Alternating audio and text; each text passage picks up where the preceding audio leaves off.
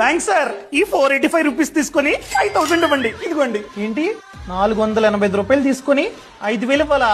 Sir ఇది bank గుండాట్ కాదు, అతలు పండే. సార్ నేను చెప్తుంది అటల్ పెన్షన్ యోజన స్కీమ్ గురించి.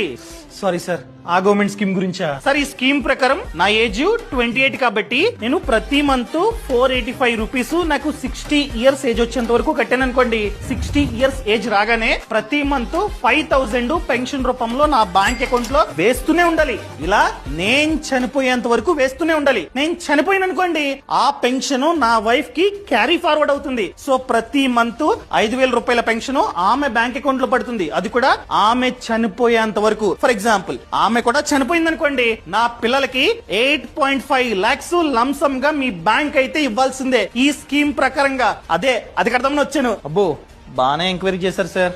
ఇదిగోండి అప్లికేషన్ ఫామ్ ఫిల్ చేయండి. సో ఈ ఖాతాని బ్యాంకు పోస్ట్ ఆఫీస్ కి ఓపెన్ చేసుకోవచ్చు. ఏజ్ అనేది 18 నుండి 40 మిడిల్ లో ఉండాలి. అండ్ కండిషన్ ఏంటంటే వాళ్ళు ప్రభుత్వానికి ఇన్కమ్ ట్యాక్స్ తక్కువ కడుతూ ఉండాలి. సో మీ ఇన్కమ్ తక్కువే అండ్ మీరు అసలు ట్యాక్స్ కట్టట్లేదు కాబట్టి మీరు ఈ ఖాతాను ఓపెన్ చేసుకోవచ్చు. ఓపెన్ చేయగానే ప్రతి మంత్ మీ బ్యాంక్ అకౌంట్ నుంచి 485 రూపీస్ ఆటోమేటిక్ గా కట్ అవుతాయి. ఓకేనా సార్? అండ్ ఈ స్కీమ్ గురించి చాలా మందికి తెలీదు. మీలాంటి వాళ్ళే 10 మందికి చెప్పాలి. చెప్పండి కాస్త. తప్పకుండా సార్. ఈ సమాచారాన్ని ప్రతి ఒక్కరికి షేర్ చేయడం అస్సలు మర్చిపోద్దు. 60 ఏజ్ వచ్చే లోపు నాకు రిస్క్ అయిందనుకోండి, అప్పటి వరకు ఎంతైతే కట్టానో ఆ కార్పస్ అంతా నా నామినీకి ఇచ్చేస్తారనమాట. వాళ్ళైతే పెట్టుకోరు. అర్థమైందండి? ఈ పేజ్ ని ఖచ్చితంగా ఫాలో అవ్వండి. బాస్ వాలా, బీ ద బాస్.